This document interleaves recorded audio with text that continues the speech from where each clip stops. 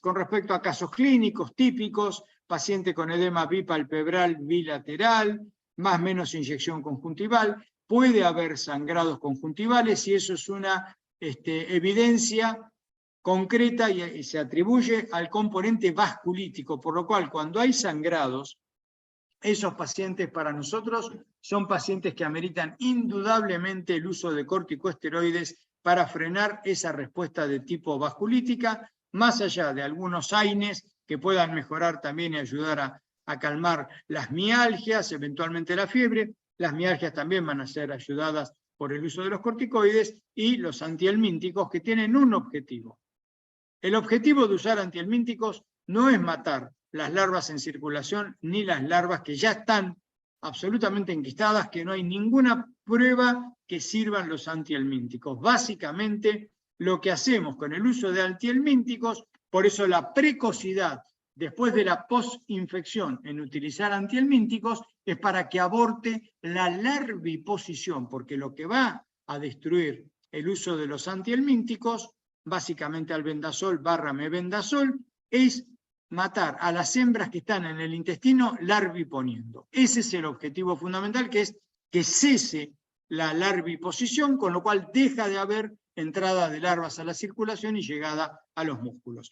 Hay cierto abotagamiento, el edema, vuelvo a decir, bipalpebral, bilateral, la inyección conjuntival es un clásico, como vemos acá, pero si ustedes miran en el margen, en la foto superior izquierda, se llega a ver ahí que este paciente tiene hemorragia conjuntival, lo clásico es abotagamiento, como mencionaba, ¿sí? Acá lo vemos, ¿sí? Y acá vemos, por ejemplo, algo que nosotros recordamos, que es tener cuidado con el lugar en que se compra el chacinado, el lugar en que se consume. Estas personas compraron chacinado, son padre e hijo que tuvimos internados hace unos 18 años por lo menos, que compraron el chacinado en Las Armas, en la Ruta 2, ¿sí? Y vinieron y a los 4 o 5 días lo consumieron un fin de semana en su casa en Palermo y se presentaron a la consulta 5 o 7 días después, no recuerdo cuánto, los dos sintomáticos, los dos con mialgia, con febrícula. En aquel momento los internábamos, es una rareza, no tenían criterios de internación, pero bueno, cuidado con que cuando el paciente está fuera de brote, el diagnóstico es infinitamente más difícil, mucho más difícil. Acá en este caso por lo menos había dos, lo cual lleva a decir cuál es el punto común de los dos, y surgió rápidamente la compra de ese chacinado. Bueno, puede haber dacrioadenitis, la inyección conjuntival, los edemas en miembros, por ejemplo, esto de arriba a la derecha, está marcado ese festoneado que tiene que ver con la compresión que yo le había hecho al edema con las marcas de tipo Godet, que dejó edemas periféricos, el rash como una expresión de los fenómenos inmunoalérgicos, al igual que los cuadros de neumonitis que se pueden dar, siempre como esa respuesta que tiene que ver con algo más particular que con el inóculo. Y esto que vemos acá, que son hemorragias en astillas, pueden producir un flor de susto, sin duda, porque si yo tengo un paciente con fiebre, con mialgia, regular estado general, etc., y le encuentro hemorragias en astilla, y no está en brote, y no hay un antecedente, me tiro de cabeza a que el paciente tiene una endocarditis infecciosa. Diagnóstico diferencial, porque estas son de un paciente con triquinosis. A favor, en general, si tiene blancos altos van a ser eosinófilos, es una pista. Y la segunda cosa es que la eritrosedimentación habitualmente es normal a diferencia de la endocarditis. El susto me lo voy a comer igual y probablemente los hemocultivos al señor se los vamos a hacer igual, amén de una minuciosa ocultación y un ecocardiograma. Pero puede ocurrir estos signos que traducen fenómenos vasculíticos. Y lo que mencionaba, ¿no? Las hemorragias que asustan mucho al paciente, asustan al colega, asustan a uno. Siempre esto nosotros es indicación de uso de corticosteroides. En general arrancamos con 1 miligramo kilo peso, máximo 40, y después de 2 o 3 días comenzamos a declinar, siempre pensando como fenómeno de controlar esa respuesta inmunológica. Complicaciones, miocarditis, encefalitis, neumonitis, neumonía, complicaciones oculares como las que mencionamos. Puede haber nefropatía por inmunocomplejos, nunca vi alguna, y cuidado con las embarazadas, aborto o parto prematuro.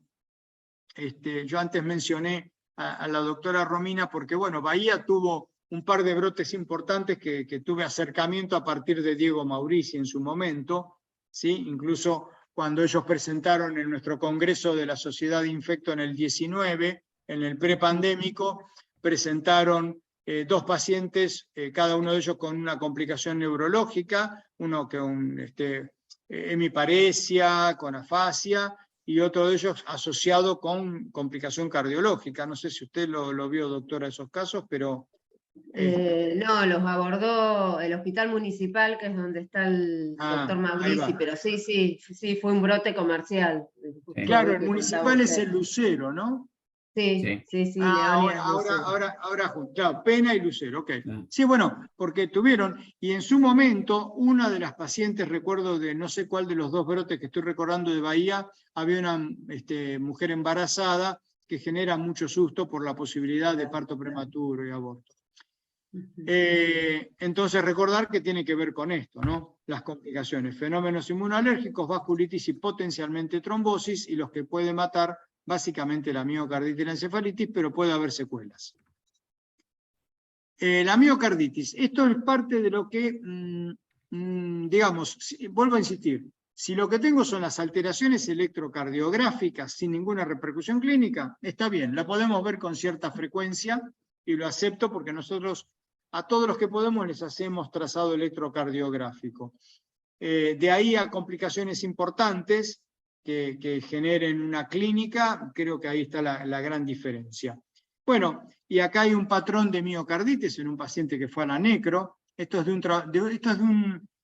un tratado de patología de las enfermedades tropicales y enfermedades infecciosas del Instituto Walter Reed de las Fuerzas Armadas Norteamericanas, que están allá en Washington, en Bethesda, ¿sí? Que es un tratado de anatomía patológica fantástico, que no se volvió a editar, o mejor dicho, no pudimos conseguir la segunda edición, tenemos una edición bastante vieja, pero que muestra así, ¿no? Cómo en esa necropsia se encuentra un infiltrado alrededor de lo que está señalando la flecha, que es el atascamiento de una larva en la circulación miocárdica, pero no se va a enquistar nunca.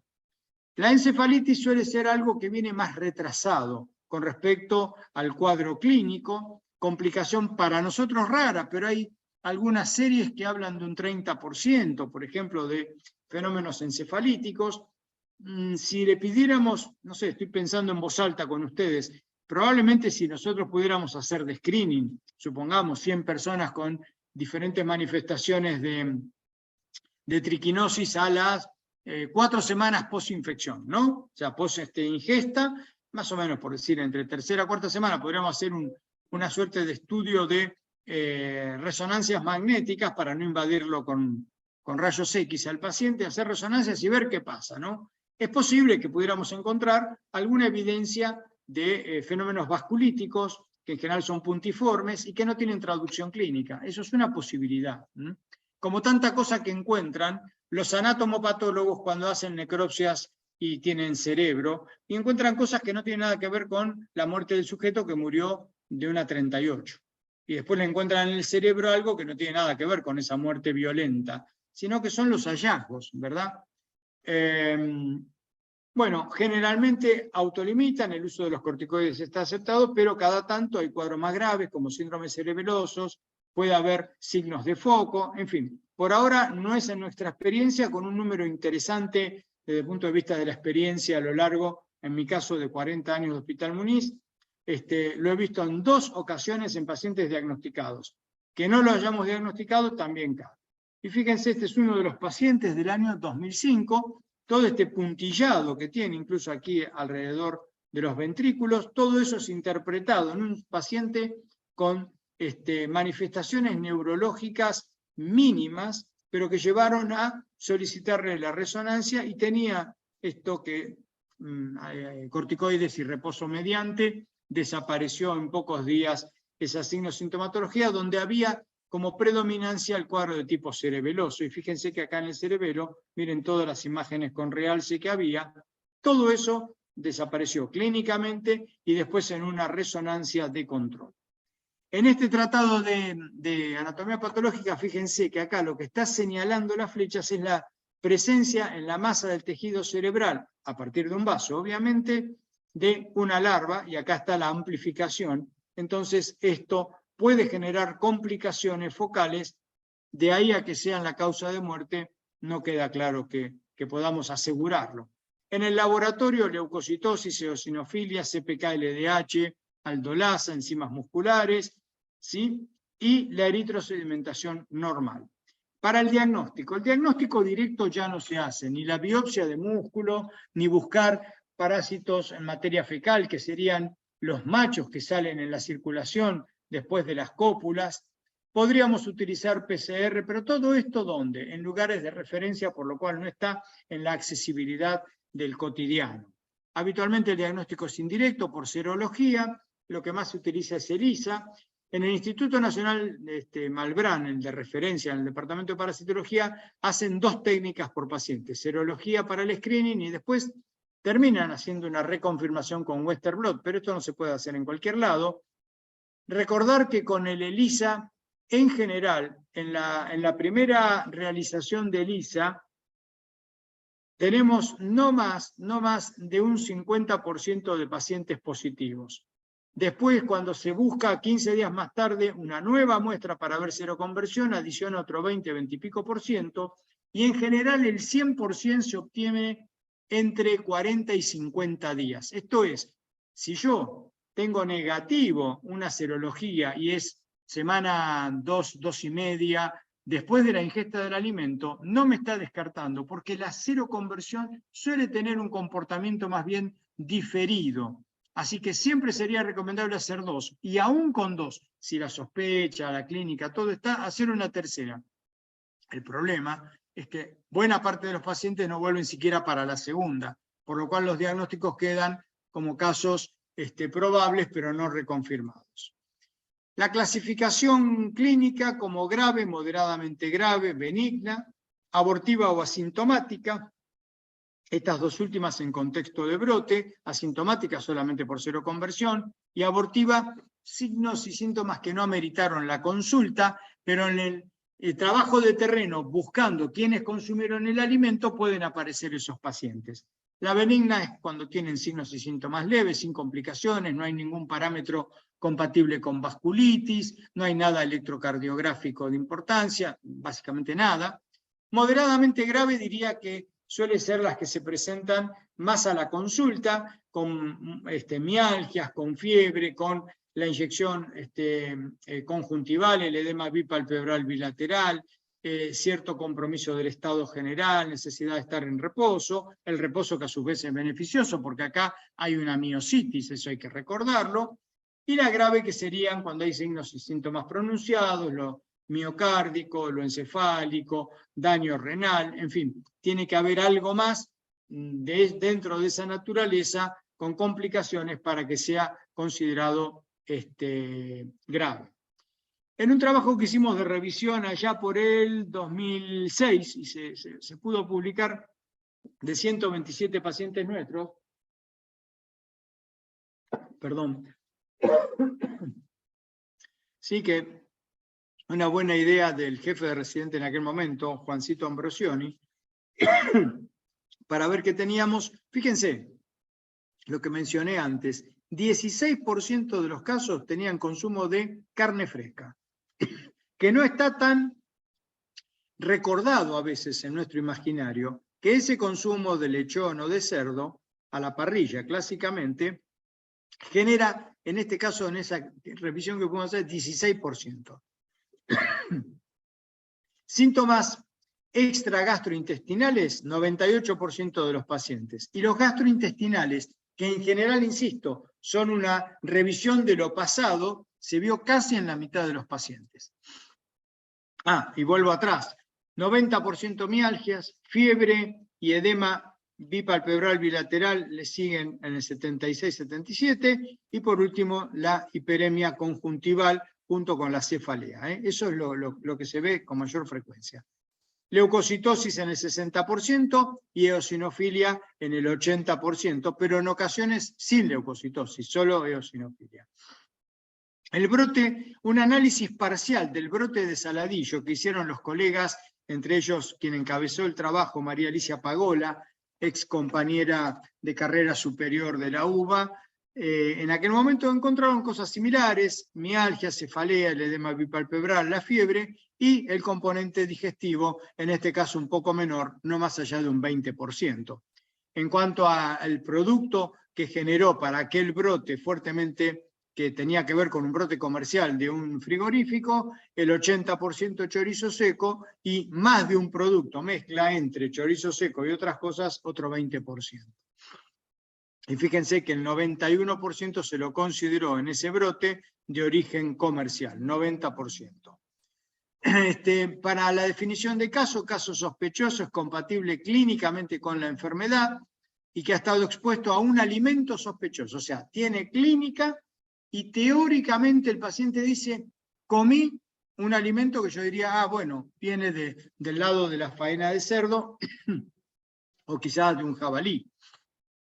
Probable, clínicamente, ¿sí? Compatible, relacionado epidemiológicamente con caso confirmado, o que ha estado expuesto a un alimento en el que se diagnostica, o caso confirmado o alimento con triquinela. Y confirmado por el laboratorio, básicamente la biopsia no la usamos, va a ser la seroconversión. Para el tratamiento etiológico se usa fuertemente albendazol, si no lo hay, mebendazol, no se usa más tiabendazol. De hecho, creo que ya no tenemos más tiobendazol en nuestra farmacopea, que usamos en algún momento, pero era muy mal tolerado para muchas patologías donde era necesario, y el sintomático con drogas antiinflamatorias no esteroideas y los esteroides recomendados en moderadamente grave, con signos potenciales de vasculitis y sin duda en las formas graves. Diagnósticos diferenciales son muchos, depende en qué momento consulta el paciente, obviamente, y con algunas patologías potencialmente regionales. No en cualquier lado voy a pensar en fascioliasis, por ejemplo. Es más difícil pensar en una toxocariasis en un adulto, es más difícil pensar en esquistosomiasis si yo no estuve en... más difícil, no puedo pensar en esquistosomiasis si no estuve en área de esquistosomiasis, etc. Por último, entonces, la prevención, manejo adecuado de alimentos, recordar, al menos 70 no, es 60. Yo esto no sé por qué quedó acá 70, pero son 60 grados, al menos 60. Chacinados de establecimientos controlados, evitar la cría de cerdo en basurales y alimentar con desperdicios. La búsqueda de triquina por digestión artificial es de regla desde 1996 en los cerdos que se sacrifican y van a entrar a la cadena alimentaria. Y esto que es como muy policíaco, pero es una realidad, la denuncia de criaderos infestados. Cuando yo tengo un paciente que tiene una clínica compatible con el consumo de alimento de cerdo, y me dice, no, sí, lo compré en la carnicería de acá, consumí 2 chorizos que me trajo mi primo de Saladillo, yo ahí tengo que usar rápidamente las herramientas de comunicación para avisar a la zona en la cual teóricamente fue elaborado el producto y dar intervención, aunque yo no tenga el diagnóstico siquiera confirmado. ¿Por qué? Porque hace falta una investigación inmediata, porque en la medida en que yo puedo frenar el consumo de un alimento donde quizás todavía queda el 50%, el 80%, nunca sé cuánto queda, si evito ese consumo no va a haber casos humanos, y por otro lado porque hay que investigar, como dije al comienzo, de dónde venían los cerdos para ir a buscar potencialmente el foco primario y hacer el decomiso adecuado. Recordar entonces esto que decía, denuncia de casos, esto se trabaja siempre en general en los diferentes municipios, y esta que es la guía que sacamos el año pasado en el Ministerio de Salud de la Nación, 2021, actualizada lo mejor posible, seguramente habrá que hacer alguna corregida en el futuro, porque después de que algo se publica se empiezan a encontrar pequeñas cosas, accesible para todos, PDF en la página del Ministerio, y sin duda la culpa no es del chancho. Nada más.